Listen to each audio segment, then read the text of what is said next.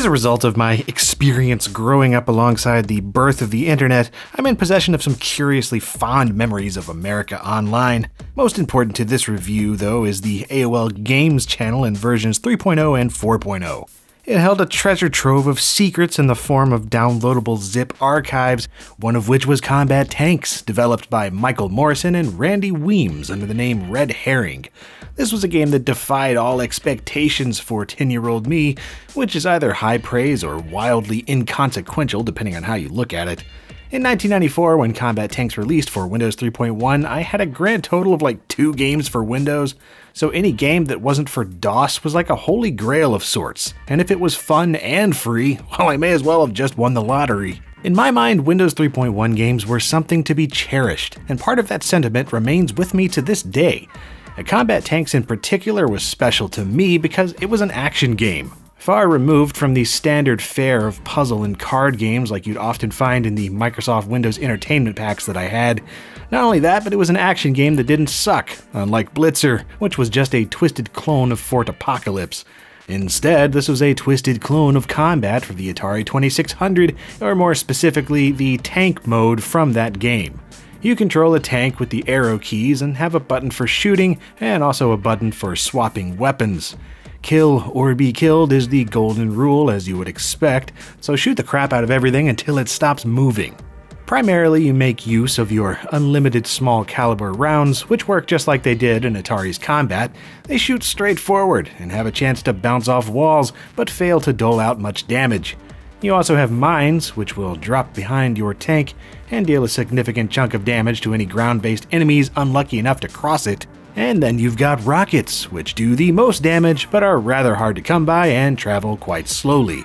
It's all about surviving as many waves of these enemies as possible, from other tanks to foot soldiers that can be delightfully squished to helicopters and bombers that pick you off from above.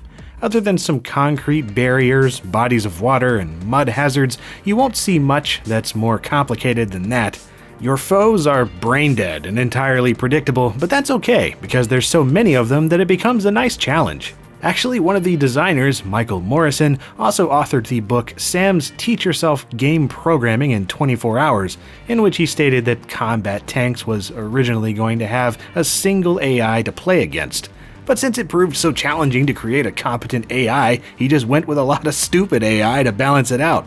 And you know what? It works. Just fight off everything that it mindlessly throws at you. The levels will loop endlessly until you die. It's that simple. Combat Tanks was one of my favorite Windows 3.1 games for me back then, and I loved trying to reach all 3 terrain types throughout the game. Of course, in the shareware version, that was quite the feat, since after a while it would spawn the Death Chopper, an invincible black helicopter that haunted my nightmares for years. There's no escaping Death Chopper, and because your parents are broke, there's no hope of that ever changing. Yeah, whatever, there was an insanely fun 2-player mode as well that lets you select various terrain types at any time, along with extra modes like Versus Combat, Cooperative Play, and Capture the Flag. The only downside is you had to play using the same keyboard, so you had to be prepared to rub elbows and accept some shoulder punches.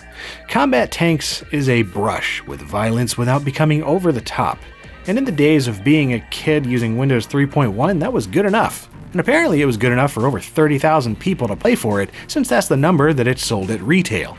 And yes, this was at one point sold in stores by our friends at Personal Companion Software. It may not have made millions or anything, but it was a success by low distribution shareware standards of its day, and it sure left its mark on me. Just speaking personally, I find that happiness is a commodity that's somewhat difficult to glean from many games nowadays, and so I find myself gravitating back towards things like this that just pleased me on a deep level once upon a time, and it did so without even really trying, it just worked.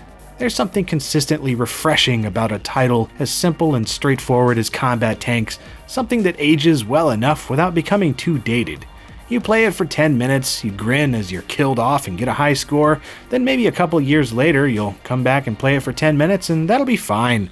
That's Combat Tanks, and I would never ask for it to be anything more.